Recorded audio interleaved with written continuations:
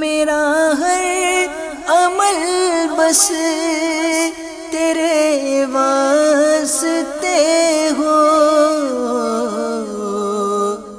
کر اخلاص ایسا عطا یا الہی، کر اخلاص ایسا عطا یا الہی۔ والصلاة والسلام على سید الانبیاء والمرسلین اما بعد فاعوذ باللہ من الشیطان الرجیم بسم اللہ الرحمن الرحیم۔ والصلاة والسلام علیک یا رسول اللہ وعلی آلک واصحابک یا حبیب اللہ۔ الصلاة والسلام علیک یا نبی اللہ وعلی آلک واصحابک یا نور اللہ۔ پیارے آقا مدینے والے مصطفیٰ رحمت عالم نور مجسم صلی اللہ علیہ وسلم کا فرمان رحمت نشان نیت المؤمنی خیر من عملی، یعنی مسلمان کی نیت اس کے عمل سے بہتر ہوتی ہے۔ آئیے میں اچھی نیت کرتا ہوں کہ اللہ پاک کی رضا پانے، ثواب کمانے کی نیت سے بیان کرنے کی سعادت حاصل کروں گا۔ آپ نیت کر لیجئے کہ اللہ پاک کی رضا پانے، ثواب کمانے کی نیت سے بیان سننے کی سعادت حاصل کریں گے انشاءاللہ عز و جل۔ محبوب کریم رؤوف الرحیم صلی اللہ علیہ وسلم پر درود و سلام پڑھنے کے بے شمار فضائل و برکات ہیں۔ علماء سے اور مبلغین سے آپ سنتے رہتے ہیں، حدیث پاک میں آتا ہے، میرے آقا فرماتے ہیں کہ جس نے مجھ پر ایک مرتبہ درود پاک پڑھا اللہ تبارک و تعالی اس پر 10 رحمتیں نازل فرماتا ہے۔ کہ حدیث پاک میں آتا ہے کہ جو بندہ جمعہ کے دن 80 دفعہ رسول کائنات صلی اللہ علیہ وسلم پر درود پاک پڑھتا ہے، اللہ تبارک و تعالی اس بندے کے 80 سال کے گناہ معاف فرما دیتا ہے۔ اور اسی طرح ایک اور جگہ میرے آقا صلی اللہ علیہ وسلم نے ارشاد فرمایا کہ جو بندہ 200 دفعہ درود پاک پڑھے جمعہ کے دن تو اللہ تبارک و تعالی اس بندے کے 200 سال کے گناہ معاف فرما دیتا ہے۔ تو میٹھے اور پیارے اسلامی بھائیوں اور FGN چینل کے ناظرین، آپ تمام کو جمعہ مبارک ہو، اور آج کے دن آپ نیت کر لیں کہ کم از کم یعنی ایٹ لیسٹ 313 دفعہ درود پاک آپ پڑھیں گے۔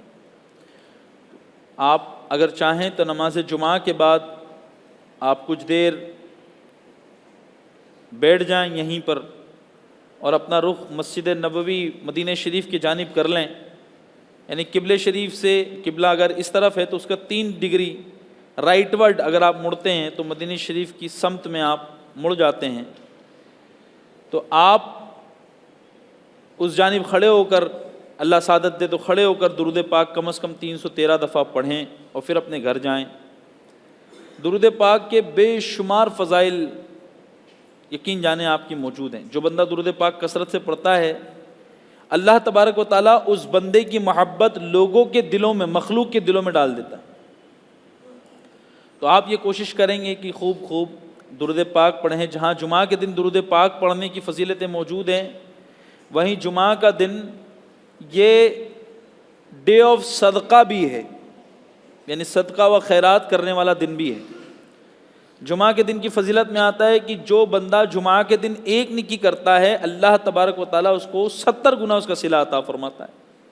تو جمعہ کے دن آپ 1 روپے راہ خدا میں خرچ کریں، کسی غریب کی مدد کریں، کسی یتیم کی مدد کریں، کسی بیوہ کی مدد کرتے ہیں، کسی مریض کی مدد کرتے ہیں، کسی پڑھنے والے بچے کی مدد کرتے ہیں اور اچھی نیت کے ساتھ کرتے ہیں تو یقیناً اس کا 70 گنا زیادہ ثواب آپ کو ملتا ہے۔ اور راہ خدا میں خرچ کرنے سے مال کبھی کم نہیں ہو سکتا ہے، اور اس سے اللہ پر بھروسہ یعنی توکل اور مضبوط سے مضبوط تر ہوتا چلے جاتا ہے۔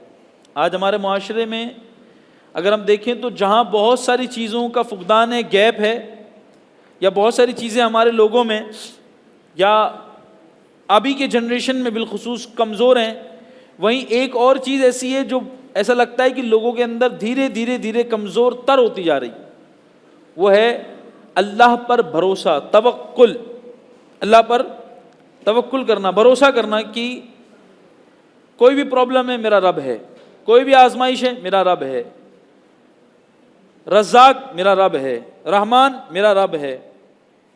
آپ کو معلوم ہے کہ جو بندہ اللہ تبارک و تعالیٰ پر جتنا زیادہ توکل کرے گا، اللہ تبارک و تعالیٰ اس کو اتنی زیادہ کامیابی عطا فرمائے گا۔ ایک بار رسول کائنات صلی اللہ علیہ وسلم کہیں سے گزر رہے تھے، ایک نابینا چڑیا، یعنی جو دیکھ نہیں سکتی تھی، وہ پیڑ پر اپنی چونچ مار رہی تھی۔ تو میرے آقا صلی اللہ علیہ وسلم نے اسے دیکھ کر اپنے ساتھیوں سے کہا کہ کیا تم جانتے ہو یہ چڑیا کیا کہتی ہے؟ تو صحابہ اکرام نے کہا حضور آپ بہتر جانتے ہیں۔ میرے آقا صلی اللہ علیہ وسلم نے فرمایا یہ چڑیا کہتی ہے کہ اے رب میرا بھروسہ تجھ پر ہے، یعنی گویا وہ آنکھوں سے اندھی ہے، نابینا ہے، تو رزق کی تلاش بنا آنکھوں کی کرنا بہت ٹف ہے، لیکن رزاق کے حقیقی وہی ہے۔ آپ دیکھیں گے کہ رسول پاک صلی اللہ علیہ وسلم جب اس چڑیا کی ترجمانی کر رہے تھے تو اللہ تبارک و تعالیٰ یقیناً بھروسہ کرنے والوں کے ساتھ کس طرح رحم فرماتا ہے، اور میرا رب کیسا رزاق ہے۔ آپ دیکھیں کہ وہ چڑیا منہ کھولتی ہے اور ایک کیڑا خود بخود اس کے منہ میں داخل ہوتا ہے، وہ اسے کھاتی ہے۔ تو آپ دیکھیں گے کہ آج دنیا بھر میں لاکھوں lakh millions and trillions of species ہیں، لیکن اللہ تبارک و تعالیٰ سب کو اس کا رزق دیتا ہے۔ سمندر میں مچھلیوں کو، بلوں میں چیٹیوں کو، اڑنے والے پرندوں کو، ہر ایک کو وہ رزاق اس کے رزق اس کے وقت پر دیتا ہے۔ اور آج مسلمان، یا ہم کہہ لیں کہ عام طور پر انسان جس چیز کو لے کر سب سے زیادہ پریشان ہے وہ یہی ہے کہ میرا کیا بنے گا، میرا فیوچر کیا ہوگا، میرا رزق کہاں سے آئے گا، میں اور مال کہاں سے کماؤں گا، میں اور آگے کیسے بڑھوں گا۔ حالانکہ اللہ تبارک و تعالیٰ نے اس چیز کا ذمہ لے لیا ہے، اور وہ اسی شخص میں کمزور ہوتا ہے، وہی شخص زیادہ پریشان ہوتا ہے جس کے اندر توکل، اللہ پر بھروسہ کمزور ہوتا ہے۔ ایک جگہ سوکھا پڑ گیا، یعنی بہت آزمائش کا وقت گزرا، لوگوں کی فصلیں خراب گئی، لوگوں کو کھانے کو کچھ نہیں تھا، لوگ بہت پریشان تھے، غمگین تھے، غم میں تھے کہ اب کیا کھائیں گے اور کیسے زندگی گزاریں گے۔ تو ایک شخص کو کسی نے دیکھا، وہ بڑا مست ہوا، بڑا خوش ہوا، بغیر ٹینشن کے مطمئن نظر آیا۔ تو کسی نے جا کر پوچھا اے بندے اتنا برا حال ہے، لوگوں میں تراہی تراہی مچی ہے، پریشان ہیں لوگ، تجھے کیا ہوا ہے کہ تو اتنا خوش ہے، مطمئن ہے؟ تو وہ بندہ کہتا ہے دراصل بات ایسی ہے کہ مجھے غم اس لیے نہیں ہے کیونکہ میرے مالک کے پاس گندم بہت ہے، میں گندم کھا کر زندگی گزار لوں۔ تو وہاں کسی نے ایک بات کو بہت اچھے سے ریز کیا اور ہمیں سمجھایا کہ مالک پر بھروسہ اتنا ہے کہ اتنی بری کنڈیشن میں بھی اسے یقین ہے کہ میرا مالک مجھے کھلائے گا، تو اس رزاق پر جو سمندر میں مچھلیوں کو اور بلوں میں چیٹیوں کو رزق دینے پر قادر ہے، اس پر بندہ کیوں نہیں آنکھیں بند کر لیتا؟ اصل میں ہمارے ساتھ پرابلم یہی ہے کہ ہمارا بھروسہ کمزور ہے، اللہ پر بھروسہ کمزور ہے۔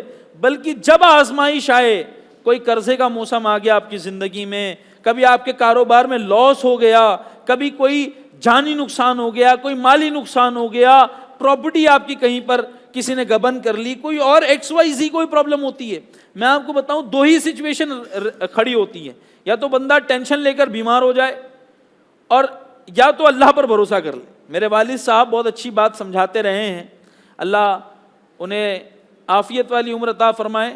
جب کوئی ٹینشن ہوتی تو والد صاحب ایک بات بڑے اچھے سے سمجھاتے ہیں، یا تو ٹینشن لے لے یا اپنے رب پر چھوڑ دے۔ اگر تجھے ہی ٹینشن لینا ہے تو لے کر پتلا ہو جا، اور رب پر چھوڑنا ہے تو ٹینشن کیوں لینا ہے؟ اگر رب پر بھروسہ ہے تو ٹینشن نہیں ہونی چاہیے، اور ٹینشن لے رہا ہے تو رب پر کیسا بھروسہ ہے؟ یعنی اپنے رب پر چھوڑ دو۔ میں آپ کو ایک جملہ دیتا ہوں، جب بھی کوئی پرابلم آئے نا زندگی میں، تو اپنا اور اپنے رب سے نا کمیونیکیشن مضبوط کر لو۔ اس وقت اپنے رب سے باتیں کرنا شروع کر دو، آپ کے اوپر قرضہ ہوا، آپ رب سے بات کر لو، اللہ تو ہے، میں جانتا ہوں یہ حل ہو جائے گا۔ آپ کو جاب نہیں مل رہی، میرا رب ہے وہ حل کر دے گا۔ آپ کا کام نہیں چل رہا، میرا رب ہے وہ ٹھیک کر دے گا۔ کوئی بیمار ہے، میرا رب ہے وہ ٹھیک کر دے گا۔ اچھا ہوتا کیا ہے کہ ہم کئی بار اپنے دماغ سے سوچنے لگ جاتے ہیں، یار رب پہ بھروسہ کیا تھا، 4 سال سے میرا کاروبار نہیں چل رہا۔ تو کئی بار کیا ہوتا ہے، ہمیں سبب نہیں پتا ہوتا کہ یہ کام کیوں نہیں ہو رہا، لیکن اس کے نہیں ہونے کے پیچھے ایسی حکمتیں ہوتی ہیں جو پوشیدہ ہوتی ہیں، ہمیں نہیں پتا ہوتی ہے وہ حکمتیں۔ لیکن ان حکمتوں کے پیچھے، جیسے مان لیں کہ آپ کسی چیز کو توڑ رہے ہوں اور وہ آپ سے نہ ٹوٹے، آپ اس کو توڑ رہے ہو اور نہ ٹوٹے، آپ کہیں یار میں نے بسم اللہ شریف پڑھ کر توڑا تھا، اللہ کا نام لے کر توڑا تھا، رسول کا نام لے کر توڑا تھا، میں نے جو غوث پاک کا نام لے کر توڑا تھا، کیوں نہیں ٹوٹ رہی؟ ٹوٹنی چاہیے۔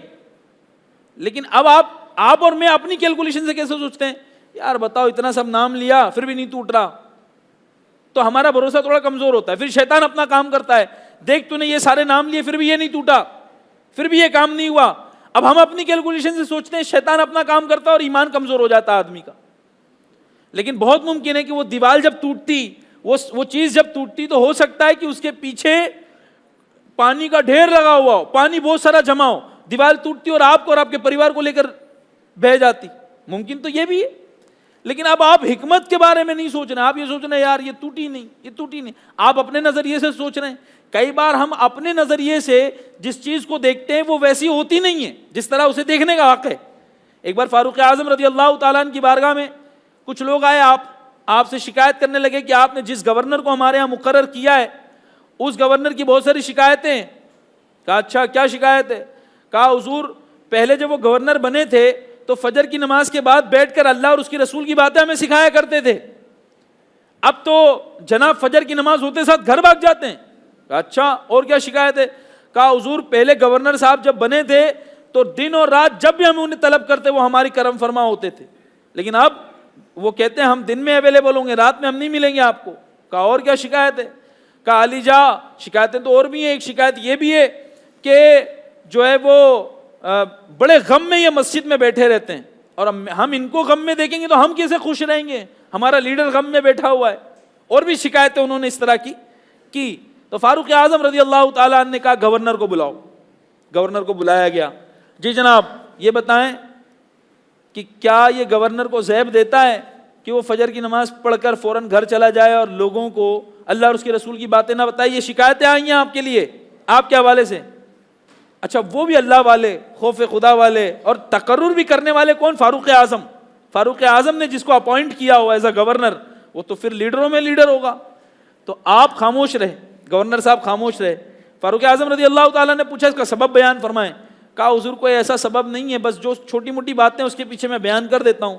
بات دراصل ایسی ہے علی جا کہ فجر کی نماز کے بعد پہلے میں حلقہ لگایا کرتا تھا، لوگوں کو اللہ اور اس کے دین کی باتیں بتاتا تھا، لیکن اب میں اس لیے نہیں لگا پاتا ہوں کیونکہ میری جو بیوی ہے، شریک حیات ہے، یہ بیمار رہتی ہیں، اور مجھے ہدایت ہے کہ میں گھر جا کر فجر کی نماز کے بعد میں ان کے لیے ناشتہ بنا کر فوری تیار کروں، کیونکہ ان کی کنڈیشن ایسی نہیں ہے کہ وہ بنا کر کھا سکیں۔ اگر میں انہیں وقت پر کھانا نہ دوں تو ان کی بیماری مزید بڑھ جائے گی۔ اچھا یہ تو سبب سنا ساروں نے کہ بھائی یہ تو ہم نے غلط سوچا تھا، صحیح ہے، چلے دوسرا بتائیں غم میں کیوں بیٹھے رہتے ہو؟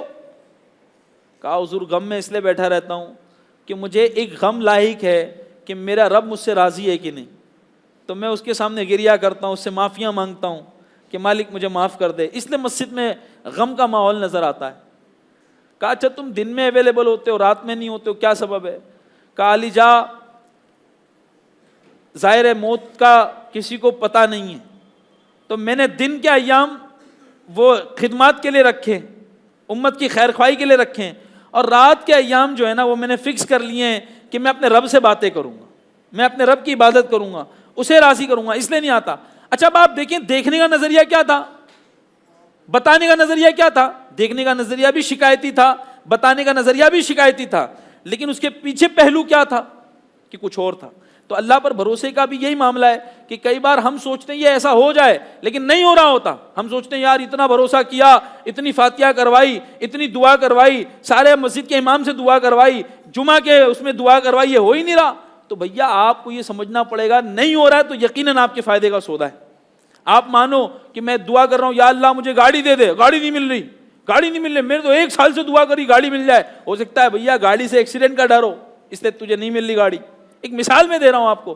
اے اللہ مجھے یہ کام کروا دے, ہو سکتا ہے اس کام میں تیرے لیے عافیت نہ ہو, ٹینشن بھری ہوئی ہو تیرے لیے, پرابلمز بھری ہوئی ہو, تو اللہ پر بھروسہ کر لیں.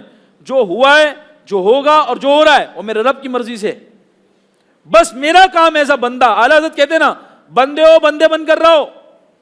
اعلیٰ حضرت کا یہ جملہ ہے, بندے ہو بندے بن کر رہو, زیادہ آگے بڑھنے کی ضرورت نہیں ہے. تمہاری اوقات صرف بندے کی ہے, بندگی کرنے کی ہے. ہم کر کیا سکتے ہیں؟ کوشش کریں بس, خلاص.